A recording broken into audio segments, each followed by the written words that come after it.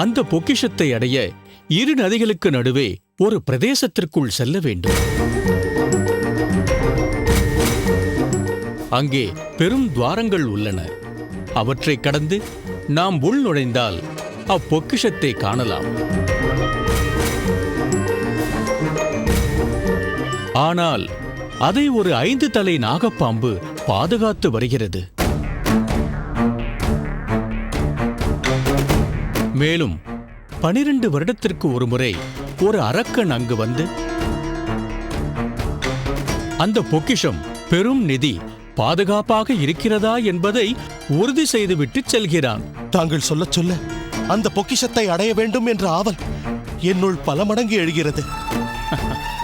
தாங்கள் காட்டிய வழியில் வர நான் சித்தமாக உள்ளேன். அப்படி என்றால் அந்த நிதியை உன்னிடம் ஒப்படைக்கும் நேரம் வந்து விட்டது என்றுதான் பொருள்.